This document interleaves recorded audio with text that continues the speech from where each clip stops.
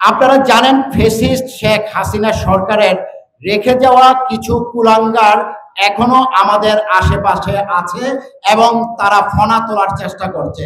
এই যেমন পঞ্চবটির চাঁদনি হাউজিং একটা কুলাঙ্গার আছে, নাম তার পাগলা হামিদ, আপনারা অনেকে চিনেন।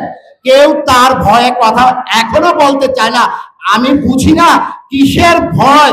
সেই আজমিরে ওসমানের পালিত সন্ত্রাসী সম্প্রতি আমার একদম ওয়ার্ডের কিছু নেতৃবৃন্দ আমার কাছে বিচার দিয়েছিলেন, তিনি নাকি জেল থেকে এসে শুডাউন করে হাতে চুরি পরে থাকুন।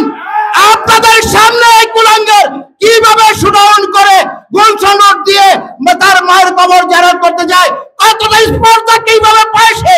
আপনারা হাতে চুরি পড়েন, যদি চুরি কেনার টাকা না থাকে আমাকে বলেন, আমি কিনে দেই। আর যদি তাকে কিছু বলতে সাহস না পান আপনারা আমাকে জানান।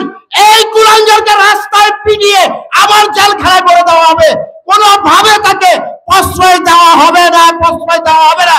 কোনো ভয় পাবেন না, আমরা আছি আপনাদের সাথে। এই এলাকার অনেক মানুষ এখনো তাকে নাকি ভয় পায়। সংগ্রামী সাথী ও বন্ধুগণ, বোরকা শামীম পালিয়েছে, তার চেলা চামুন্ডারাও পালিয়েছে।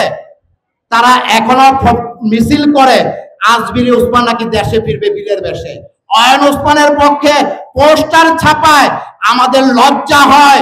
যাদের এলাকায় সব পোস্টার ছাপায় আপনারা কি করেন? দুই একটাকে ধরে উত্তম মাধ্যম দিয়ে জেলখানায় পাঠান, দেখবেন বাকিরা সোজা হয়ে যাবে। এর অর্থ কি জানেন? তারা যে মিছিল করে এর অর্থ তারা ফনা তুলছে, আমাদের ঘাড়ে নিঃশ্বাস দিচ্ছে, সুযোগ পেলে ঘাড় মটকে খাবে। এমন দোষরদেরকে প্রশ্রয় দেওয়া যাবে না। আমি আর একটা কথা বলতে চাই, এই পঞ্চবটি রাস্তা দীর্ঘদিন যাবৎ এই অবহেলায় পড়ে আছে, মানুষের চলাচলের উপযুক্ত নয়। আমাদের ডিসি সাহেব বলেন গ্রিন নারায়ণগঞ্জ করবে। আরে ভাই, গ্রিন নারায়ণগঞ্জ পরে করার আগে মানুষের জীবন বাঁচান, মানুষের চলাচলের ব্যবস্থা করেন। পরীক্ষা দিতে গেলে মানুষের কি যন্ত্রণা পোহাতে হয় সেই দিকে লক্ষ্য রাখেন। আপনি আসেন একদিন রিক্সা দিয়ে চলে আসেন, এই এলাকার মধ্যে আসেন, দেখেন কতটা যন্ত্রণা পোহাতে হয়। আপনার ডিসি, আপনার জেলা প্রশাসক, জেলা ম্যাজিস্ট্রেট, আপনার হাতে কিছু ক্ষমতা থাকে, প্রশাসনিক ক্ষমতা থাকে, এইখানে কিছু ইটের ফেলে দিয়ে হলো মানুষের চলাচলের জন্য একটা ব্যবস্থা করতে পারেন।